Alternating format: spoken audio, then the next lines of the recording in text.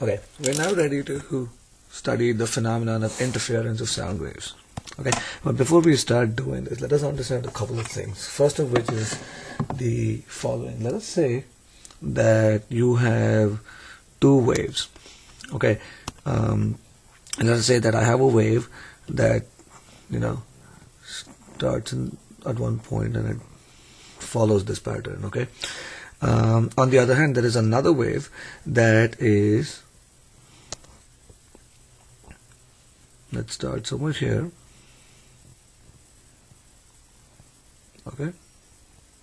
Okay. Now, the thing about these two waves is that although they are off from each other, okay, the good thing is that the amount that they are off is, you could think of it as either one complete wavelength, or you could also think in terms of phases, as it could be off by a phase of 2 pi. So you can say that either the two waves are off by 2 pi or one complete wavelength. Both these ways of thinking about it is very useful in what is to follow. Okay. Now, on the other hand, if I were to draw a wave that was, that coincided with the original wave completely, then what we know is that the phase difference between these two waves is 0. Okay, or the wavelength difference then between the two is also equal to 0. Not the wavelength, but we call it a path difference. Okay, so this lambda here corresponds to something called a path difference, and in this case it corresponds to something called a, in this case the path difference would be equal to 0. Okay, on the other hand, okay, now before I go on the other hand, what we understand, okay, and we'll prove this mathematically as well. What we understand is that when these two waves, okay, or any of these three waves, they will combine with each other because their crests and their troughs match, you end up getting something called constructive interference. Okay. On the other hand, let's say that I have a wave that goes, oops, this was a bad wave. Let's say I have a wave that goes this way. Okay, and then I have another wave that is basically the opposite of this wave, where the crest and the trough, they're opposite each other. When I have a wave of this sort, when they combine with each other, we know that we end up getting destructive interference. Okay. Now what we say is that these two waves are out of phase. The phase difference is equal to pi.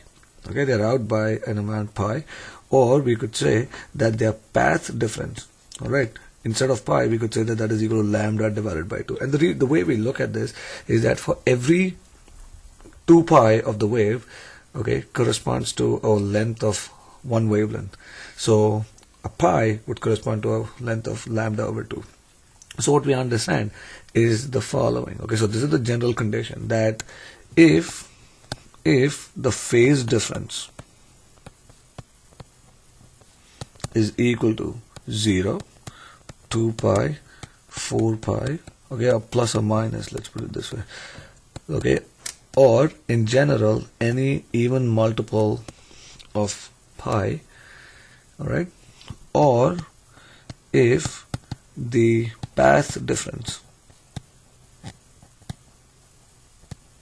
is equal to 0 plus or minus 1 wavelength, plus or minus 2 wavelength, or plus or minus any n number of wavelengths, okay, then we have constructive interference.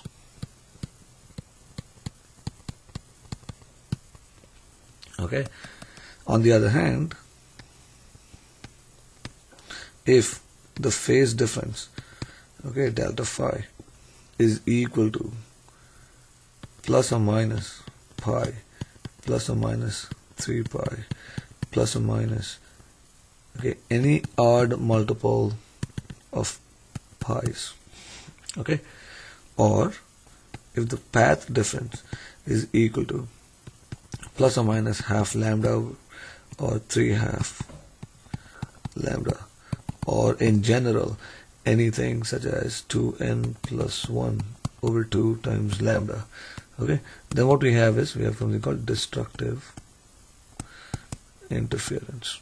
So this is the two important things that you need to understand. Once you get these two parts, then the rest of the stuff should be very simple.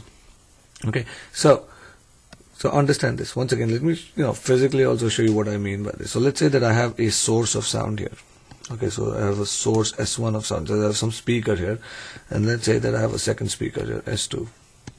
Okay, and we have some separation, some distance, say, between these two speakers. Let's say this is D, and let's say this is D, and then we are at some point on this wall. Okay, so now what happens is that the sound waves, we'll just draw it in the form of a wave. Okay, so sound waves will travel from one speaker, okay, and it'll fall at this point, and in a similar manner, oh no, this. Okay, so I have sound waves falling from here, and then I have another wave that falls from here. Okay, now if the waves fall at this point P such that the waves are off by a lambda or 2 lambda or 4 lambda, whatever it may be, some multiple of lambda, then we will end up hearing a loud sound here. On the other hand, if the waves fall such that the difference is half lambda or 3 half lambda or any odd multiple of half lambda, okay, then we are going to hear a very low sound. So that is essentially what is going on with this whole interference thing. Okay, we can show it mathematically, okay, by using the following things. Okay, since we have two waves going, let the first wave be written as some a times sine of kx minus omega t, and we're going to have the second wave as a sine of kx minus omega t plus phi, because there's some kind of phase difference between the two, which could be 0 or it could be anything, but we'll figure out what happens. The resultant wave is going to be given by the sum of the two. We already know this from our principle of superposition. When I write this down, what we end up getting is this: a sine kx minus omega t plus a sine kx minus omega t plus phi. Now from trigonometry, what we know is that there's a simple relation that sine of A plus sine of B is equal to 2 sine A plus B divided by 2 times cosine of A minus B divided by 2. Okay, or B minus A divided by 2. It doesn't really matter because cosine of A minus B is the same as cosine of B minus A. So we can use this in this expression. What we end up getting is this is equal to 2 times A times sine of kx minus omega t plus kx minus omega t plus phi, the whole thing divided by 2, multiplied by cosine of phi divided by 2, because I'm going to do kx minus omega t plus phi minus kx minus omega t, and all those things cancel out, and I end up getting this. Okay, let us simplify this, and what this gives us is the following. We get 2a cosine phi over 2 times sine of kx minus omega t plus phi divided by 2. Okay, now if you look at this expression, the second part here is simply represents the wave. The first part, on the other hand, is all a fixed amount, okay, and that is simply the amplitude of the new wave. And what we see here is that it depends on phi, the amount of the amplitude. Okay, the largest value that cosine can have will be 1. So when cosine of phi over 2 is equal to 1, we have a constructive interference because the amplitude becomes 2a. If cosine of phi divided by 2 is equal to 0, then we have a destructive. We have 0 amplitude. Okay, so that is basically what we're trying to say. So let us look at those conditions. So the cosine phi over 2 is what determines everything. So if cosine phi over 2 is equal to 1, okay, then the y max will be equal to 2 times a, because cosine phi over 2 is equal to 1. Now this happens, so therefore phi over 2 will have to be equal to